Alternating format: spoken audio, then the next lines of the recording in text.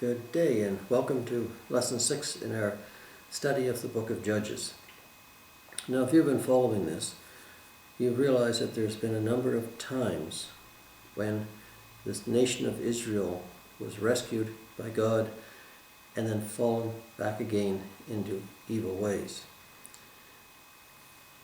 It's important to understand that this is applicable to us today as much as it was to the days when this was written. Because what's happening then and what's happening now are very similar. So if you compare what's going on in the world today to what was going on in the days of the book of Judges, you'll see that there's a correlation in many ways. Now, when Israel came to the promised land under Joshua, they were united, they were strong, and they were under the guise of God.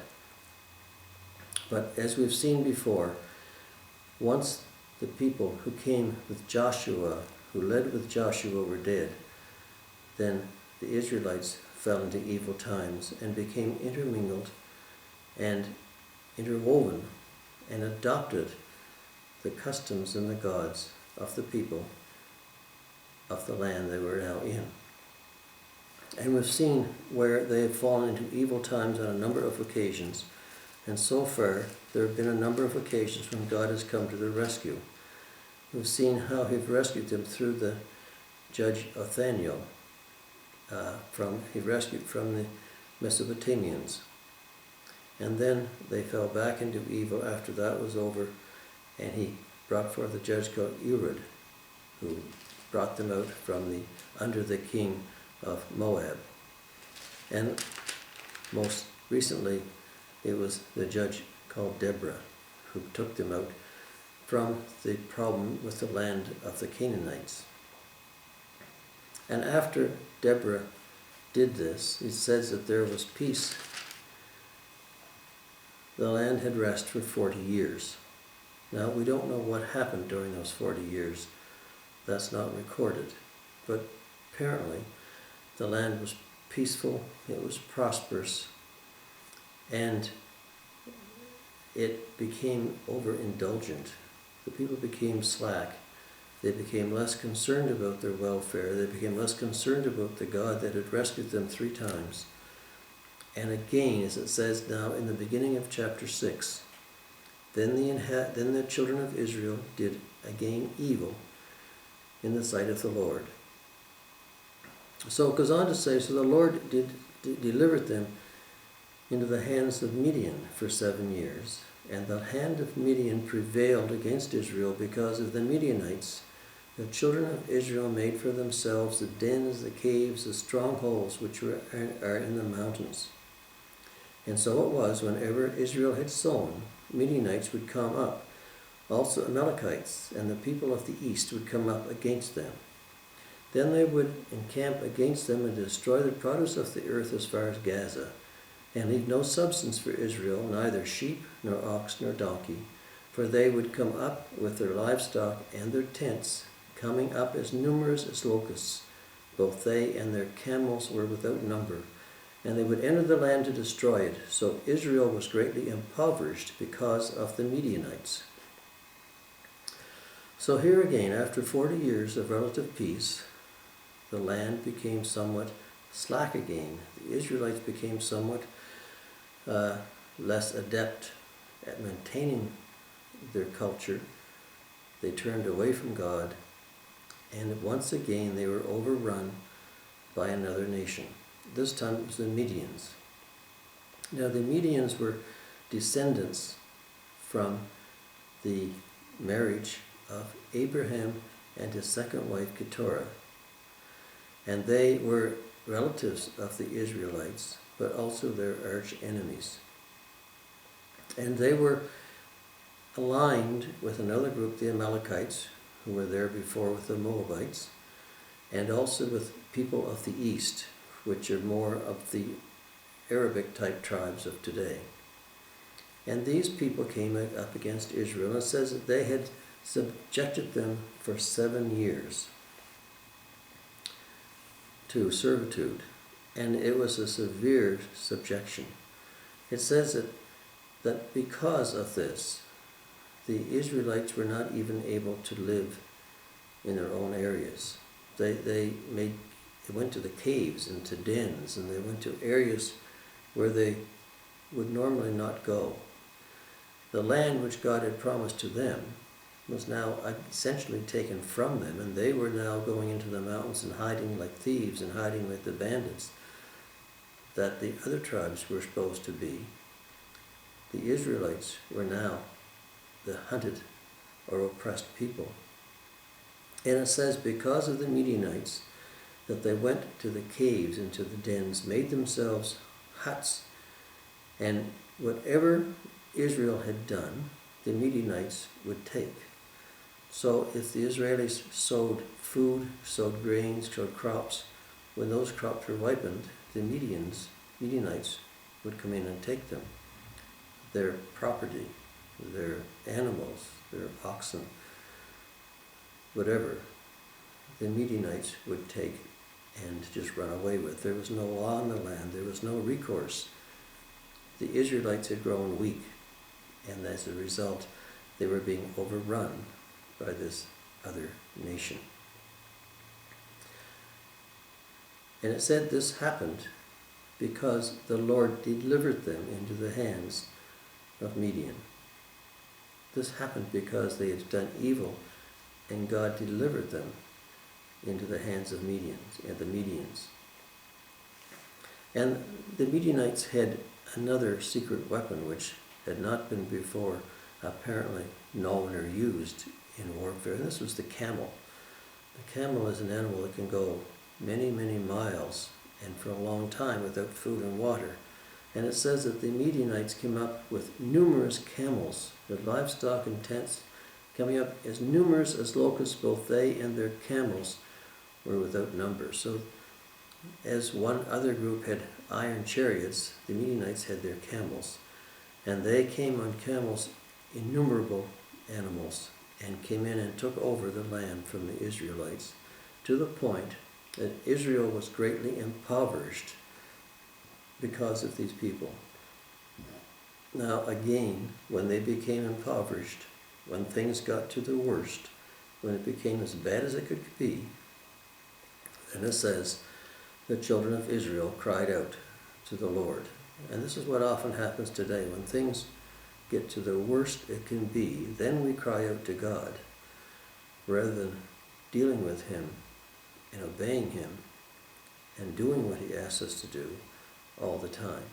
When things are good, we tend to forget about what God has told us, but only when we become impoverished do we cry out to God. And it seems, and it came to pass, when the children of Israel cried out, that the Lord sent a prophet to the children of Israel, and He didn't just deliver them as He had before. He sent somebody, a prophet to the Israelite people, to tell them and remind them what had happened before. Because, as it said earlier, once the people who came with Joshua died off, the nation seemed to forget what God had already done for them. So now it says here, because He sent a prophet to the children of Israel, who said to them, Thus says the Lord God of Israel, I brought you up from Egypt and brought you out of the house of bondage. He reminds them what He had done for them in the past. And He says, I delivered you out of the hand of the Egyptians and out of the hand of all who oppressed you, not just the Egyptians, but He reminds them that He delivered them out of the hands of the other people, the Moabites, the Canaanites, the Mesopotamians. He delivered them out of all these people, and He said, I drove them out before you and gave you their land. And I said to you that I am the Lord your God. Do not fear the gods of the Amalekites, of the Amorites. Do not fear them.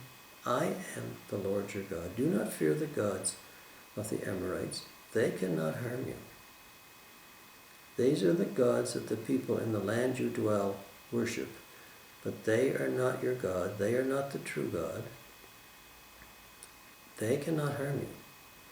I am the one who said to love the Lord your God, not the other gods, but you have not obeyed my voice. You see, when God tells us something and we don't do it, it's as if we feel that we can do better than He has. We know more than He does, and therefore we're in a sense just snubbing Him. It says very clearly in Galatians 6:7, do not be deceived, for God is not mocked. For whatever a man sows, that he will also reap. And it says in Jeremiah 2:19, your own wickedness will convert you, and your backslidings will rebuke you. Know therefore, and see that it is an evil and bitter thing that you have forsaken the Lord your God. And this is what is happening here. They forsook God, and now He has sent them, delivered them into the hand of the Midianites, who have subjected them severely. And now they are crying out to God again for help. He sent a prophet to remind them of what He did before. How many times do we have to be reminded of what God has done for us before we accept what He says and what He means and what He means for us? Anyway, this is the situation at that time. The prophet has come to them and said, remember what I have done for you in the past. But you have not obeyed my voice. Now it says, the angel of the Lord came and sat under the terebinth tree, which was in Ophrah, which belonged to Joash the Abiezrite, while his son Gideon threshed wheat in the winepress. Now when it says the angel of the Lord, this is capitalized. It usually means a theophany, a Old Testament appearance of Christ as an angel or in some form. He came and sat under the tree which was in the yard of Joash, while his son Gideon threshed wheat in the winepress in order to hide it from the Midianites. This gives an idea how severely pressured the Israelites were. Here we have Gideon threshing wheat in a winepress, a small area which is certainly not suitable for threshing wheat. But here he was doing it so that he might be able to hide it from the Midianites, so they would not come and take it themselves, and maybe they would have enough food for their own table. So he was pressing it in a wine press in order to hide it from the Midianites. And the angel of the Lord appeared to him and said, the Lord is with you, you mighty man of valor. Now Gideon, at this time, was not really a man of valor. He was not really anything at the time. But the angel said, you mighty man of valor, indicating his future intent and what he would be in the future. God seemingly always comes to people who are not expecting it and who are not really promoting themselves to do something. He came to Abraham when he was in Ur and when he was on his journeys, and Abraham never really expected or wanted the attention of God, really. He was a humble man who really wanted to be left by himself. Moses was taken when he was a shepherd, when he was tending his father-in-law's flocks, and taken to the burning bush. He did not want to go. He did not ask for the position or for the job. God gave it to him anyway. And here it is with Gideon. Gideon was a man who was here hiding from the Midianites in his father's house, pressing the wheat in a wine press. And the angel said to him, you are a mighty man of valor. This was not what Gideon expected. And if you see the next few verses, it shows how shocked Gideon really was. And it says it through a number of words. He says, "Oh, my Lord. Oh, my Lord." Me? Who, me? Oh, my Lord. Oh, me? He said, if the Lord is with us. If the Lord is with us. So he questions. He said, if the Lord is with us, why then? Why has there been all this happen to us? And we often ask this today. We often ask, why do things happen? Why has this happened? Why has God not intervened? Why has he allowed this to happen? This is exactly what Gideon is asking to the angel. Oh, if the Lord is with us, why has this happened to us? He should have known why this has happened to us. If he knew anything about the history of his people, he would have seen how history had been repeating itself over and over again. It has happened because the people turned away from God. But he's asking the question, why has this happened to us? And then he says, where are all these miracles which our fathers told us about? So he knew what was going on in the past, at least to some extent. But where is all the miracles that our fathers told us about?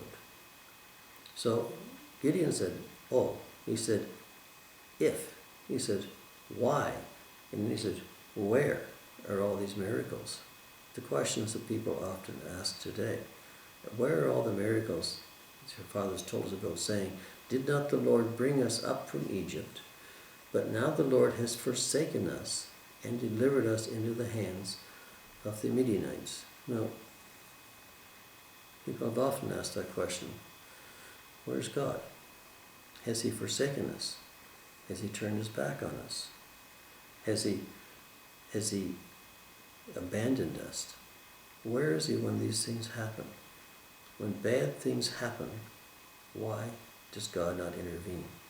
And this is exactly what Gideon is asking. Why has the Lord seemingly forsaken us and delivered us into the hands of the Midianites? And this is what it says. Your own wickedness will correct you, and your backslidings will rebuke you. Because of the backsliding and of the doings of evil of the Israelites, these things are now happening to them. God has delivered them into the hands of the Midianites. So the Lord turned to him and said, go in this might of yours, might which Gideon does not feel he has, and you shall save Israel from the hand of the Midianites. Have I not sent you? God says, if I have sent you, I am sending you, go and save the land. So Gideon replies, O my Lord, how can I save Israel? This is very similar to what Moses said at the burning bush. Who am I? I am of poor speech. I cannot do this. And Gideon is saying the same thing. He is saying, how can I save Israel? How can I do this? My clan, the clan from which he came, is the least in my father's house. The Manasseh clan was a very weak clan. It was not a very strong tribe. It was not a very big tribe. It was not a very powerful tribe.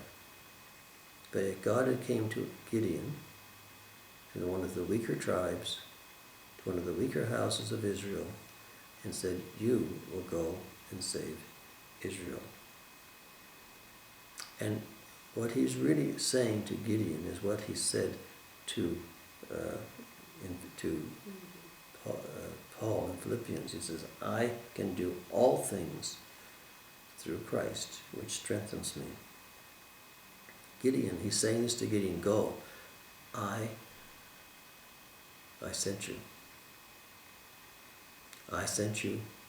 And he said, the Lord said to him again, surely I will be with you, and you shall defeat the Midianites as one man. I have sent you, I will be with you. I have sent you, I'll be with you. Matthew 25 says, Lo, I am with you always, even to the end of the earth. So we have again another time when the Israelites fell back and fell out of favor with God because they did evil. And it says they did evil in primarily three ways. They became idolaters. They followed idols. They followed the gods of the people of the land they lived in. They turned their back on God himself. And they also intermarried with the peoples of the land in which they were now living. And so they corrupted their own religion. They corrupted what God had told them back in Deuteronomy, to either Deuteronomy 30, where he said, I set before you life and death, blessings and curses. Choose life, because if you don't, there will be curses that fall upon you. The same way he cursed the ground in Genesis when he said, when Adam and Eve sinned, he said, the ground will bring forth thorns and thistles and will cause grief to you in the future. If you do not follow what I say now, then I will also bring forth grief to you at the present. And this is what he said to the Israelites. They did evil, and therefore God allowed them to fall into the hands of the Midianites. So now he's again, because they called out to God in their agony, then he turned. He brought forth another judge, another person, in the form of a man who really did not want to be in this position, who was not felt by himself to be brave or anyone special, but he went to Gideon, a man who was hiding from the Midianites by pressing wheat in a winepress. He went to him and said, you will save the people of Israel. I will send you, and I will be with you. These are the two phrases. And so he said, defeat the Midianites as one man. So we're going to get into the next lesson into how Gideon has done this with the help of God, and how the Israelites again were brought back from the brink of despair that they are in with the Midianites. So this is all for today. Join me next week for the next lesson in the next part of chapter 6 in the book of Judges. Thanks for watching, and bye for now.